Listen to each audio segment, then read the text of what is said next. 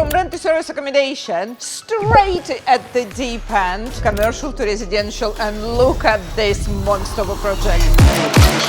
It's almost £1 million investment finance here. We are matching the right investor to the right property. You have to be prepared for so many issues, so many problems. This is what life looks like for a property developer.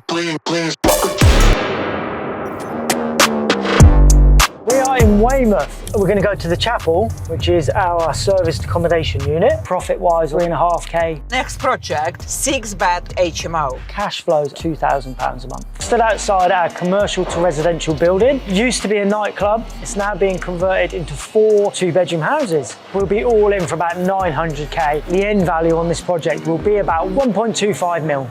Let's go and have a look. So this building is actually split in 2 at the minute. So we're going to have 4 two-bedroom houses, 2 at the front, 2 at the rear. And the bar actually ran all the way around here. Another big bar upstairs with the DJ equipment, but everything was, you know, as a nightclub. It not only it was as a nightclub, the bar was there and it was full of alcohol. Do you remember how many bottles was there? Yeah. And everybody's like, yay, that's a really good buy. I don't know what happened to that alcohol. No, I don't. I mean, it must have disappeared it somewhere. Disappeared somewhere. This will be the first one. So what we need to do is we need to insulate the floor. We need to put our underfloor heating in. Then we need to screed the floor and level it. Is they already done? Correct. There, so that's why this one is so low. It's going to be luxury, open plan, kitchen and diner over there. This is going to be the living space, and then the staircase is going to go... That's right. So over here is going to be our staircase that goes up and into the bedrooms, and upstairs we're going to have 2 bedrooms. You can actually see, so that's where the staircase will take you upstairs into the bedrooms. Difficult to imagine, isn't it, looking at this? 365,000 purchase price. Reasonably small stamp duty land tax. But not much because it's commercial. Not much. And guess what? Legals were 0. My team did it. Just saying. So we actually bought it from, let's say, person A, who owned the leasehold on this place, and that person A bought the freehold from the original freeholder, and we then pay to person A, which means person A in the middle didn't have to spend any of his own money. He took our money, then paid the freeholder, pocketed the difference, and we ended up with this monstrosity. Go on, after you. Ooh. What? Go on, get up. What's going on? It's just to miss the wind. You can still see all the graphics from the nightclub, and now you can appreciate the size of it. We're going to have 2 bedrooms and a bathroom up here. The whole roof had to come off and we had to redo the roof. That's why the guys are up there banging about at the minute, felting, battening, tiling, you name it. So I think about a week's time we're going to have the roof on here. From then on, I think we should then pick up a pace a bit.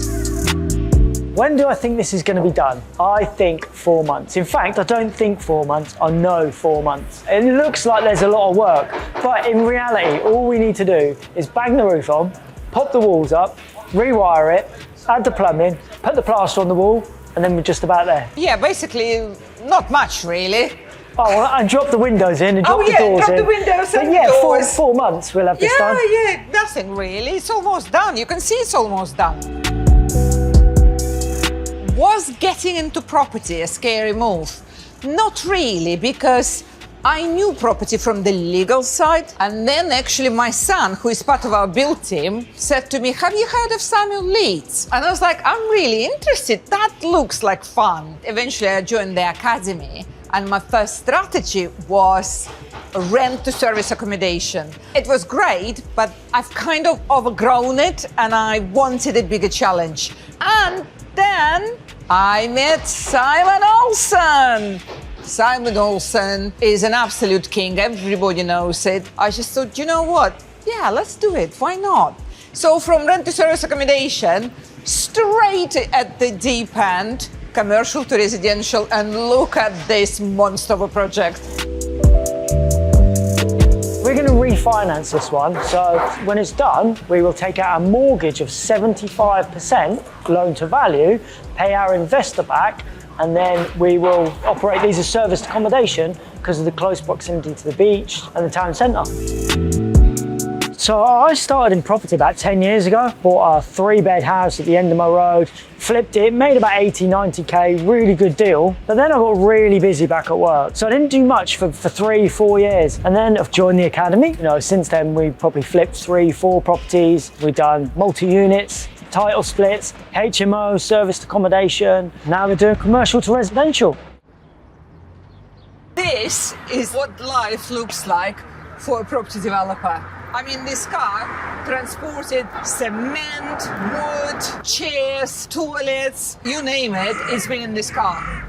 We're going to go to the chapel, which is our serviced accommodation unit over on Chesil Beach on Portland. So the building was what was called the Old Wesleyan Chapel. Funny thing was, actually, I actually won an award for the chapel, didn't I? Remember all them years ago?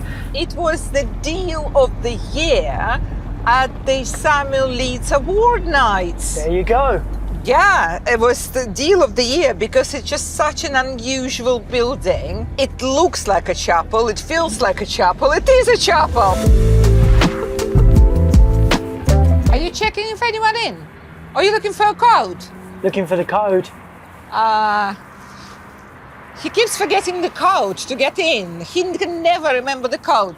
But this is the chapel. Look at that building. That door where Si is, we already own that part. And now we're buying the second part, so the entire building and both apartments will be serviced accommodations.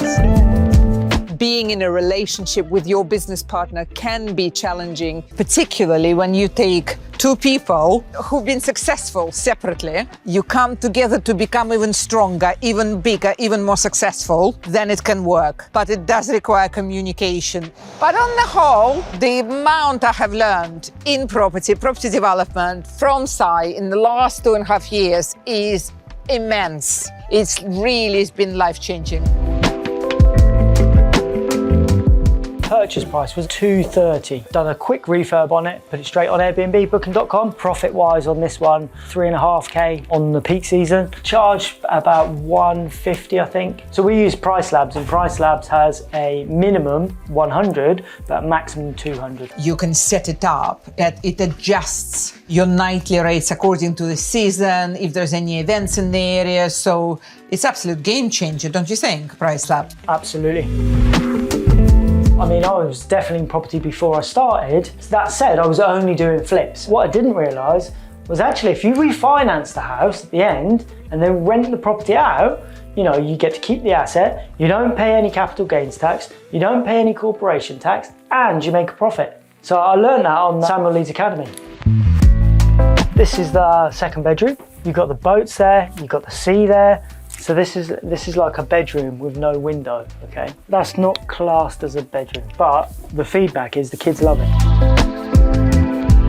When we purchased the one downstairs, we've actually agreed to purchase the lease and the freehold off him. The downstairs flat will go into the same company of this flat, yep. And then there will be a separate company that will own the freehold. The reason being, actually, the lenders don't like it because they want a separate title. A separate entity owns the whole building, and then we have separate entity that owns 2 flats. So it's almost like a separation of liability and risks.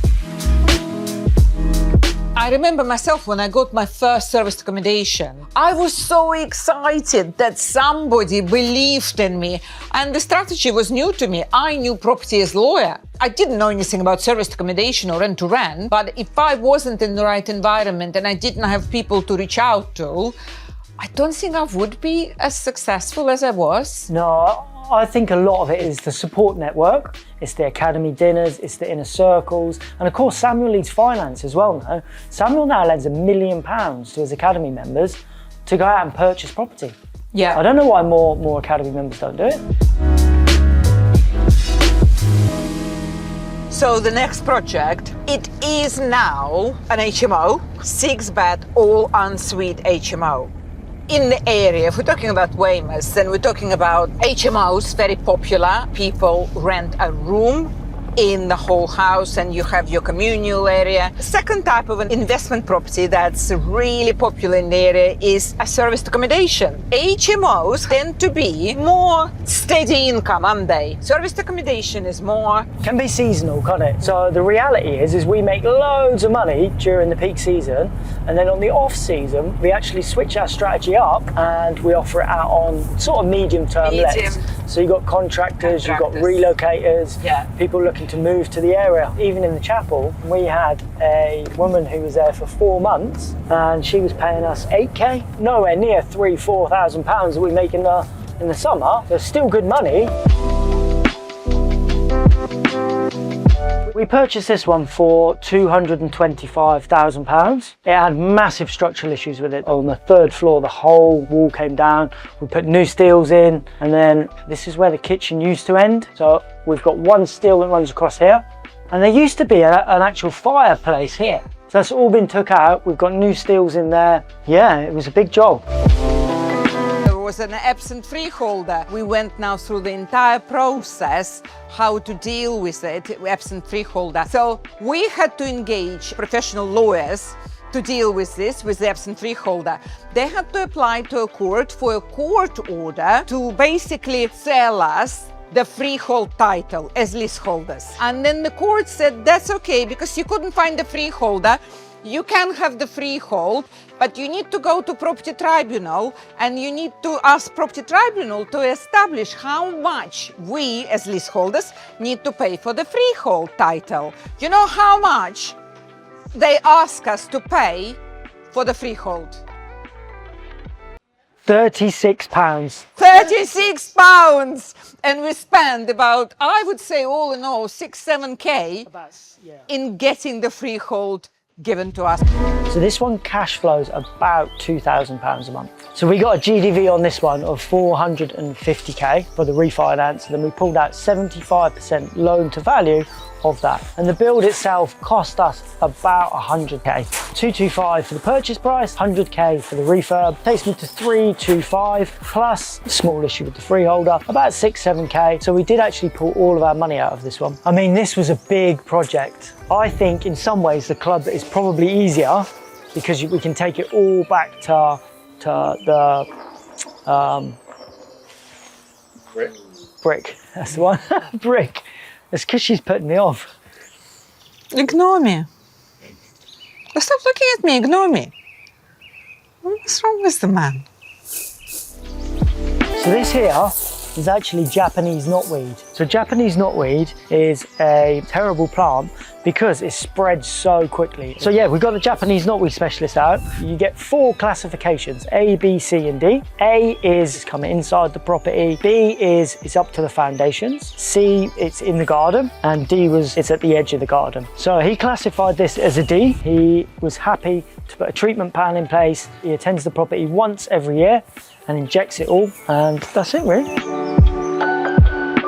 You know what I was thinking the other day, actually? Property law firm, estate agency with a difference, commercial to residential, property portfolio, right? But do you not think all of our businesses, the whole sort of empire, they all have one thing in common? We do something different from other people. If you think about law firm, we specialize and focus on property investing journey for every client. With estate agency, we specialize on property investing journey for every investor. With our own projects, that our own property investing journey. Yep. You see I think they're all related, aren't they? Absolutely. I look back where I was even 5 years ago, and I think, oh my God, I'm so lucky. But then I think, well, I'm not actually lucky. I worked my bloody socks off for the last several years. I think for me, you know, I was already in property, but the reality was I was just flipping a few properties. It was almost like a hobby. When I got made redundant, went full-time in property, and the rest is history, really. I was hoping you would say, my life changed beyond recognition since I joined the academy because I met this amazing lady. Well, I was getting on to that bit. Oh, you did not. I had massive ambition always, as long as I can remember. But what I didn't have is a good JV partner, a good vision, understanding, well, what do you need to be successful in business? So the Academy was that first step for me to go from a small, medium business owner to owning my own business that's on a mission to change the industry in the country where I wasn't even born. How big can you go? The starting point for opening the horizons, for believing, for getting into the right environment was for me definitely joining the Sun Elite Academy. There's no doubt about it, my personal experience.